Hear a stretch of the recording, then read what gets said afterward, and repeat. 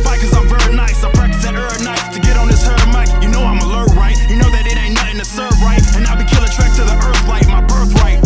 I'm solid like sound money and you fools sound. Welcome to 3 Count Commentaries. Today we're going to be talking about Impact Wrestling Turning Point from November the 20th, 2021. This show ended at midnight. It ended at midnight. The show started at 10 o'clock. So they did a good job of having a 2-hour show. But at the same time, it was very late in the night. And your boy was wiped out by the time it was over. I know that I believe there was a big fight that at the same time. There's also, I think, some UFC stuff. Maybe even some college football stuff that they were probably trying to avoid. But pay-per-views at 10 o'clock, nah, don't do that. Don't do that ever again. If you look, you can, it doesn't need to be prime time. Start it at 6. If you're worried about the prime times, because of all the sports and everything, start at 6. I've been saying the same thing about WWE. There's nothing better than starting shows earlier rather than starting shows later, And especially if it's going to be on your app or whatever, If it's going to be on TV, you probably don't have a choice. But when it comes to it's going to be on our app or our website or whatever, you can start the show at 6. And you can have a 4-hour show if you want to start it at 6. But if you start it at 8 and it's 4 hours, that means it's going off at midnight. And people get tired. I think more people would have been, good if Full Gear would have started at 6. And I'm not saying this show should have started at 6. I'm just saying, in general, this show should have started at 8. Then it would have been over at 10.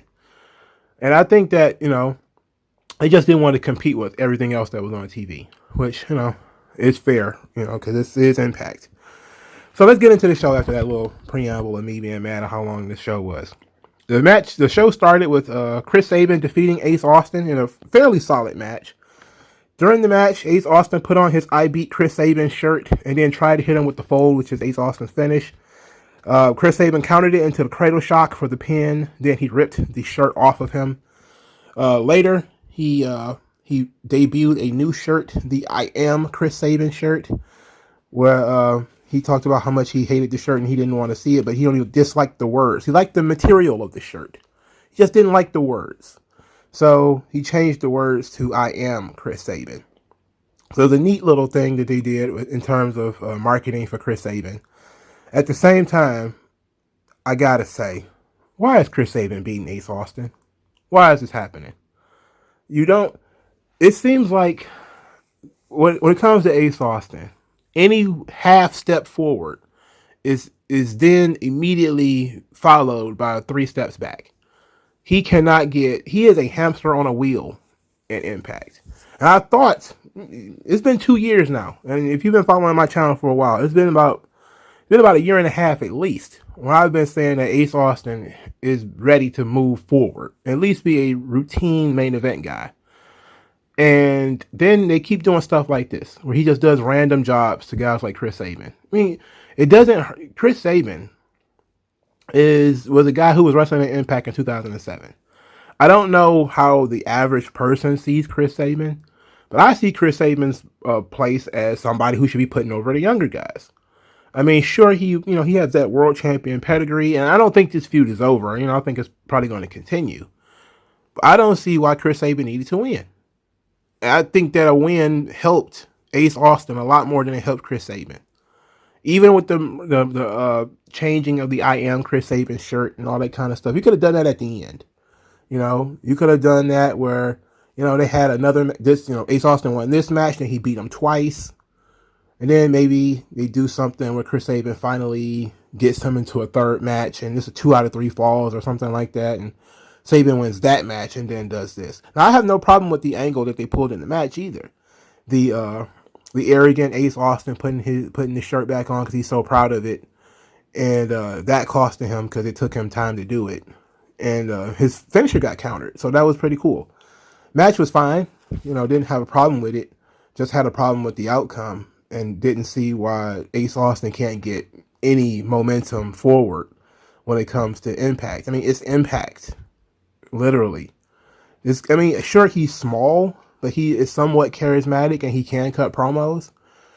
And he should be further along in his career than he is now. I'm not saying he should be world champion. I'm saying he should be a contender, a regular contender. I know he got a shot against Christian and all that kind of stuff, but no, that's not what I mean. I mean, he's already been X Division champion several times. Being in the rotation, you know, he should definitely be on a higher level than Chris Sabin and Eddie Edwards, as far as I'm concerned. Because I think those two guys are also Rans. They should be used to, help elevate others. But this feud is not over. At least I don't think it is. So we'll see where it goes. The next match, Eric Young and Joe Doring defeat Heath and Rhino as Eric Young blasts Rhino in the head with his mask, which is plastic. It's a hard plastic mask.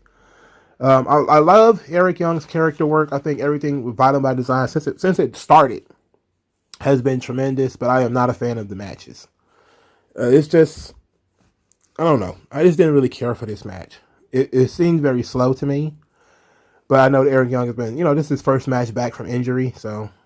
But I've never been a big fan of Eric Young as a worker. I've always been more a fan, especially since his return to Impact, of him as a character and what he's been doing in terms of character work. But this is like the first time I ever can say that I actually enjoyed anything Eric Young has ever done. Because I didn't like his Super Eric, didn't like any of the stuff, the World Elite stuff, didn't like him as world champion. All that stuff was stupid and whack. But since he's been the World Class Maniac, which is since his return in 2020, he's been on a roll, especially from a character perspective. Heath and Rhino losing, it's not good. It's not necessarily, I mean, I get that once you beat Eric Young, the feud is kind of over. So maybe they want to extend it, and having Eric Young win is a good way to extend it. Which, since Heath and Rhino aren't going anywhere anyway, you can extend this feud, and that's fine with me.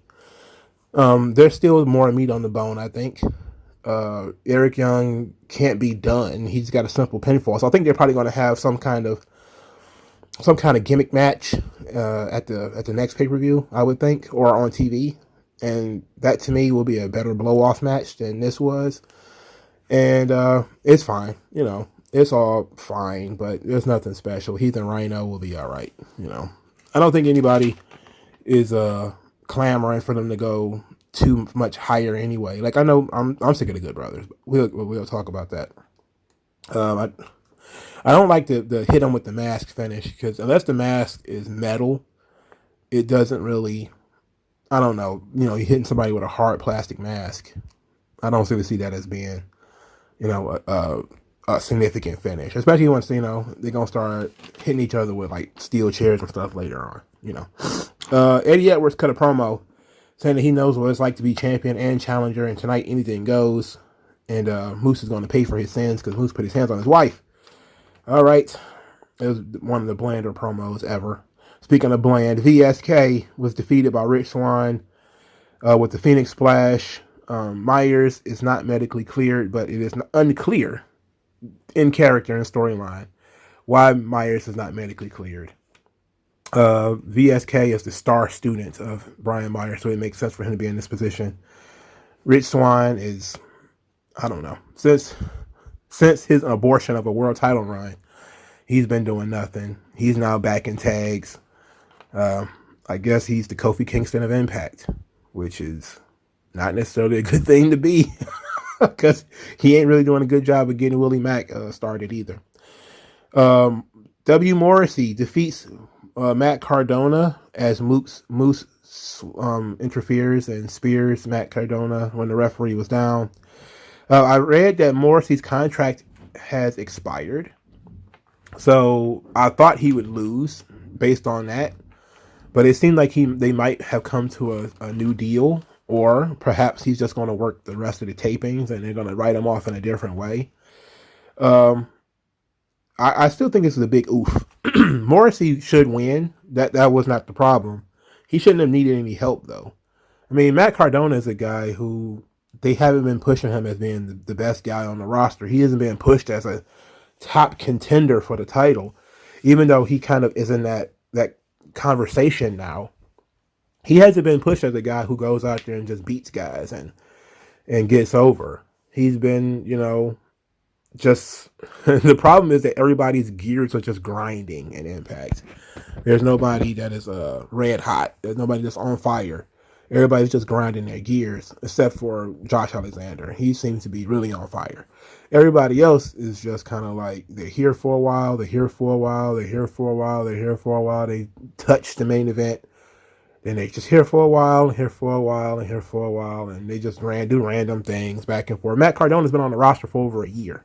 If they were really serious about him being a top contender, they would have done something with him last year. There was no reason not to. There was no clear number one contender. There was no clear guy that you needed to push when Kenny Omega was the champion.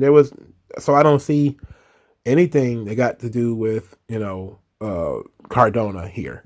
But they did kind of, having Moose interfere, they kind of elevated Cardona, because now Moose is still the champion, spoilers. But Cardona now has continuing his feud with Moose and the partnership between Moose and Morrissey. That's all good, but I don't know why Cardona just couldn't do a flat job. I don't know. Maybe because, it's more intriguing this way, but whatever. The Inspiration defeated the Decay when one of the Inspiration, I forget who, I think it might have been Billy Kay or Jesse McKay, put her feet on the ropes. This match was actually solid. The Inspiration had Harlem Heat inspired gear, which I liked. I thought that was dope. I like their tag team moves. They're actually starting to gel as, I don't mean like their chemistry as people is the best part of the Inspiration, and best part of the Iconics is that they come across as a true and literal tag team. That I don't think either one of them, as a solo act, has as much value as they do together. And that's the beautiful thing about, the Inspiration as a tag team. It's this true tag team. And now they're starting to implement some more tag team moves, because neither one of them is the strongest in the world. So they use pretty slick moves. Like I like the power bomb they did, where I believe it was Cassie, Peyton Royce. She grabbed, I believe it was Havoc by the thighs, kind of like she was trying to pull her down, and she wouldn't go because Havoc is big. So you had Billy, Jesse kick Havoc in the face, and it ended up being a power bomb. It was pretty sweet, They, of course, they are going to continue to carry the division. It makes perfect sense, but I like that they feel like a legitimate tag team and not thrown together tag team. And they feel like the most natural tag team, one of the most natural tag teams in the business. I'm talking the entire business. Like the Inspiration, FTR, those people feel like a tag team.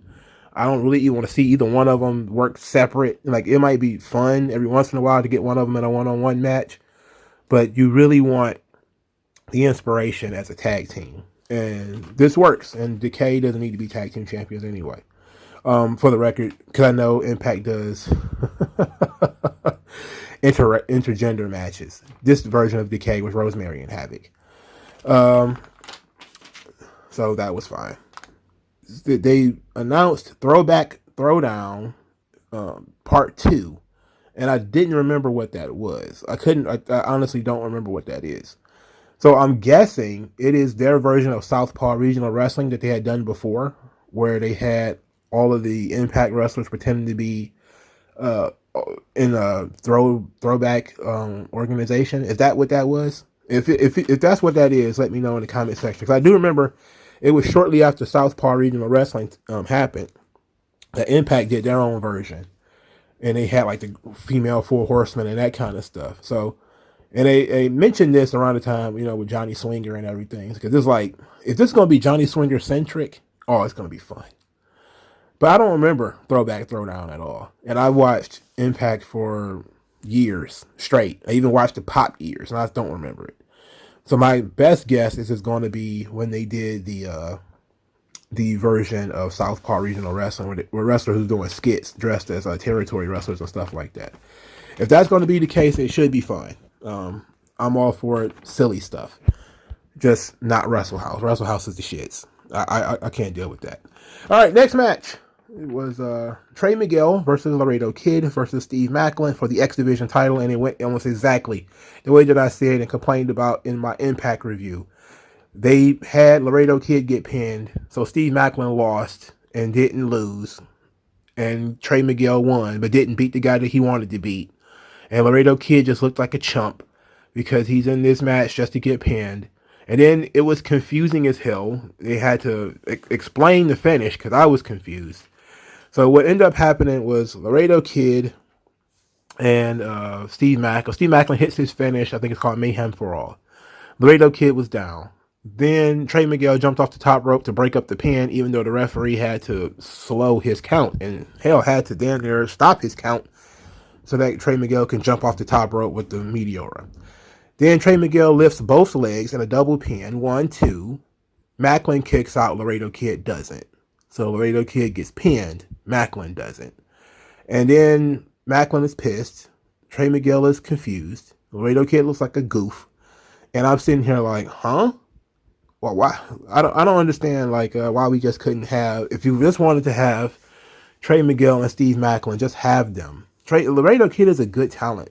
Like him being treated like a tennis ball in Impact is not what I would imagine is good for his career.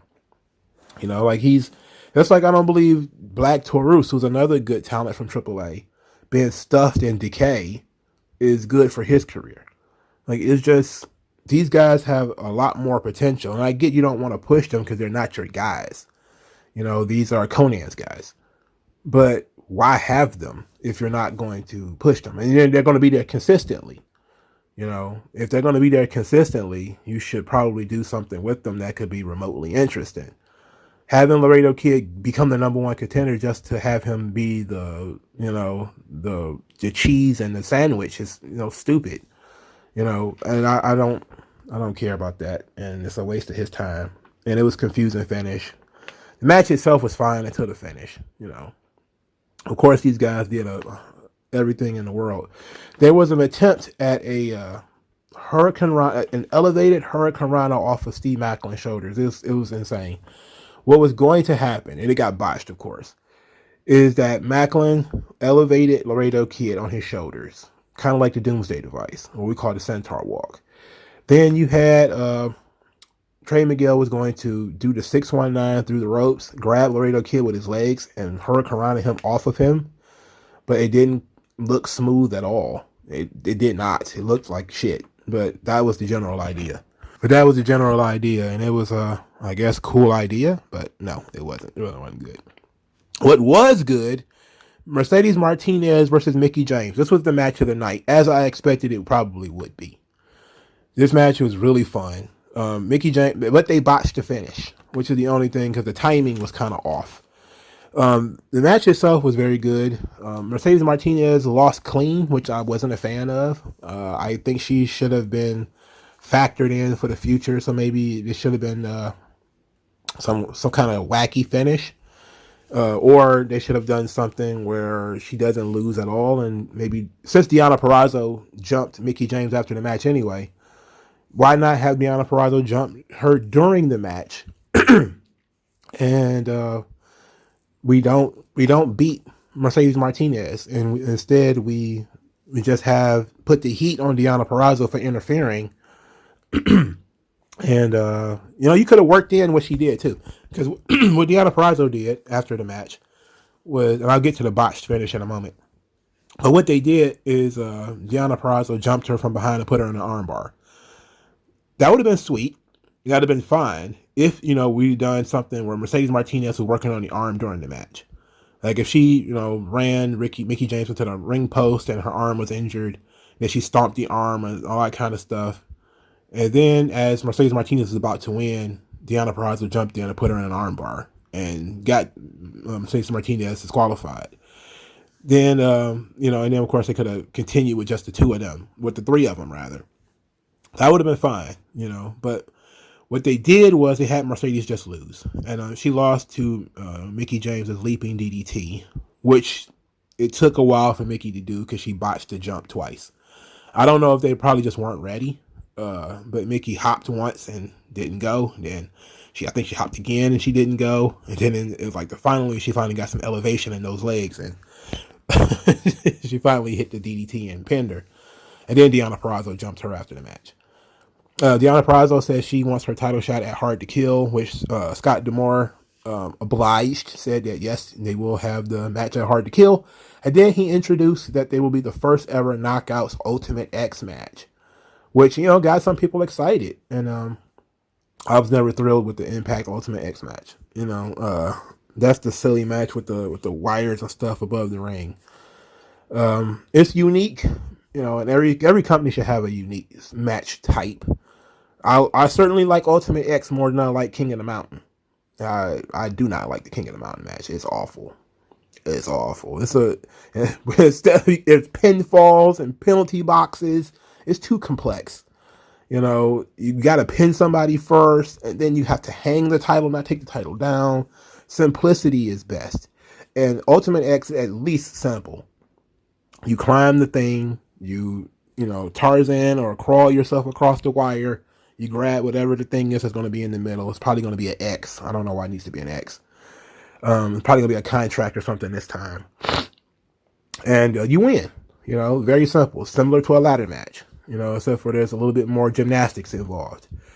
And that should be fun. It's always interesting to see the first women's something, and the first women's Ultimate X match should be fun. I'm pretty sure they're going to start doing that this year. Probably have a Queen of the Mountain match and all that kind of stuff too, which, that's fine.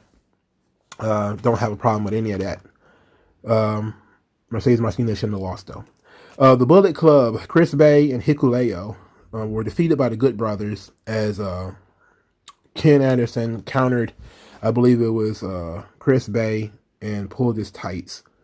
And this was fine, but I really have to ask the questions where we're going with this. I'm kind of over the Good Brothers. I've been over the Good Brothers since, before the whole thing with Kenny Omega started. They are so bland, and it's awful, man. The Good Brothers just come across as, bad version of APA, like a very watered down, like a Zima version of APA. And I was just kind of like, their jokes are sophomoric and immature. Like they felt like big shots when they first came, and then they became flunkies for Kenny Omega, and now they're still flunkies, and they're still sophomoric and immature. They're still doing the, what is it? Doc Gallows is doing the dick thing with the belt, and he's flopping the penis back and forth.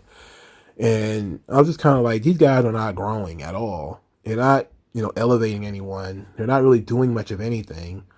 They're just kind of showing up. They win, they lose, they go away for a while. They show up, they win, they lose, they go away for a while. And it's like, we need to freshen these guys up. Maybe have a harder edge to them. Also, this feud wouldn't be about the Bullet Club in the way that you think it was. Because you would think that the Good Brothers would say, shit, there wouldn't be any Bullet Club without us. And that these two guys aren't real Bullet Club. I mean, Chris Bay literally was given a t-shirt by Jay White. How is he in the Bullet Club, And Hikuleo, I think he's brothers with G.O.D. So you can be like, look, who the hell is this kid? He's not real Bullet Club. There could have been ways to do this that would have made more sense, but I don't know what they're doing, because to me, I don't care about the Bullet Club stuff. I don't care about the Elite stuff. All of this is terrible. I don't like Hikuleo. And Chris Bay is cool, but him swaggering like a member of the NWO, it's like the Bullet Club is not NWO, man. It's not. But I get why, he's been selling quite a few t-shirts, I think, with his Finesse Club stuff. So that ought to be fine, I guess. But I don't know. I don't see the point in all this. It seems like all these guys are just wrestling New Japan guys. And, it's seemingly not going anywhere. It's another people just grinding their gears and Impact. Instead of trying to get somebody hot, we're just doing stuff. All right, so then we get Thick Boy Jonah, who appears and attacks Josh Alexander. Josh Alexander came out there to cut a promo and said that he wasn't happy after beating Suzuki. He's still angry about Moose attacking him while his family was in the ring. He's still upset about not having the title, but he's listening to Scott D'Amore, and his anger is focused. So he's going to watch the main event, and he's going to get Moose or whoever. Then he's going to get his world title, and if he has to do both at the same time, then that's going to be good. Then he's immediately attacked by Jonah, aka Bronson Reed, aka Big Boy, who attacked him and splashed him with sentons like 80 times. And then the big tsunami splash a couple of times. And, they did the blood from the mouth, which I thought was dope. Great visual. Great way to put Jonah over. Jonah also popped up at New Japan Battle at the Valley, I think. I forget who he attacked there. Because I watched the show, but not really. I just wanted to see Buddy Matthews versus Okada. I didn't pay attention to the rest of the show, really. But he's now going to be an Impact, which is good. I think it's a good place for him. It's a place where he can actually become the top star. The problem with, Bronson Reed, Thick Boy, is that he is a big dude who was not being portrayed as being a big monster heel. And that's what they're doing. They're doing it right out of the gate. They got Thick Boy being a big monster heel, which is what he should have been. I know that big guys get typecast as being, oh, well, you got to be Bam Bam Bigelow or you got to be Funkasaurus. It's going to be one or the other. You're going to be Rikishi or you're going to be Vader. And I would say, personally, you should try to be Vader. As close to it till you can get. Not everybody's going to be Bam Bam Bigelow or Vader or, somebody like that, King Kong Bundy. But get as close as you can get. Because when you're a big dude, either you're going to be that or you're going to be the fat dancing guy, the fat silly guy. That's the only two routes you can do once you're a super heavyweight. Either you're a monster or you're a goof. And we see every time somebody goes towards goof, their career just gets completely off track. And I railed on this channel before about Falaba and AC Romero and Larry D and all of those guys that Impact brought in that were super heavyweights, fat dudes, and just turned them into fat, silly jobbers. I'm sick of it. Tired to death of it. Not all of them are gone, which is good. And now we bring in this guy, Jonah. And he seems to, okay, we're going to do the right thing. He's going to be the monster heel that Josh Alexander has to overcome. And guess what? Perfectly fine. And it's a good way to, again, derail Josh Alexander from focusing on the world title again. Now, we got to do a good job of explaining why Jonah attacked him. What was the big deal? What made it so personal that he had to splash him so many times? And I'm starting to think there's probably going to be a New Japan aspect to this, where Josh Alexander is beefing with somebody in New Japan, and he's sending guys to really fuck over Josh Alexander. If that's going to be the case, I'm okay with that. Hopefully it will be like, I would say, a heel turn for Scott D'Amore. And it's like Scott D'Amore is sending Suzuki and sending Jonah in order to brutalize Josh Alexander. Because despite the fact that he talked about how much he believes in him and he was the guy who signed him, there could be something bubbling beneath the surface. But I don't think they want to do a heel authority figure on Impact. Plus, but I think that would be very hot. That would be hot. If it was, a monstrous row of villains that was being brought in by somebody to derail Josh Alexander to keep him from being world champion. And maybe it was even Scott D'Amore's idea from Moose to jump in the ring right after Josh Alexander won the title. That could be fun. That could be interesting, which is probably why they won't do it. But this was a great introduction for Jonah. And it's a good spot for him. Impact is good for him. He can actually be world champion there. Maybe when Moose is done, and I don't know if he's exclusive, but Moose isn't. He wrestled at Battle at the Valley too. So we'll see. The main event, Eddie Edwards was defeated by Moose in Full Metal Mayhem. Morrissey interfered to help Moose. He beat up Eddie Edwards. Matt Cardona came in there and made the save. Then they ended up fighting off. The finish came after Eddie Edwards ripped up the ring to expose the wood. Moose hit him with a Uranagi. Then the spear and pinned him. It was fine. I gotta tell you, this match started at, after 11.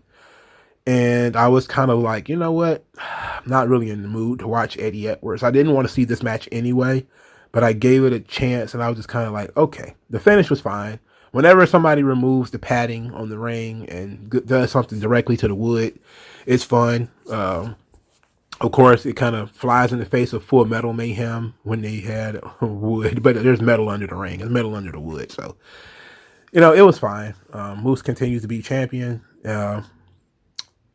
They're continuing his partnership with Morrissey, but it's not really a partnership. It's more an alliance. And now Cardona and Eddie Edwards are aligned.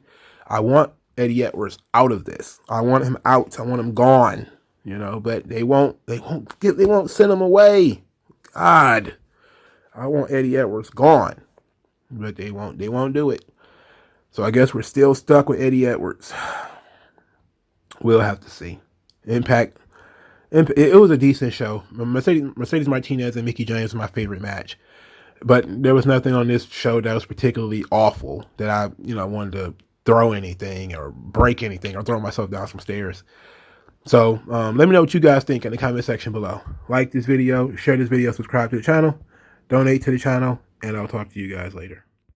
Your skin tone, so why attach yourself and piggyback the wealth you didn't earn or lack yourself? I'm telling you to own up to your own success and failures. It's a reason why these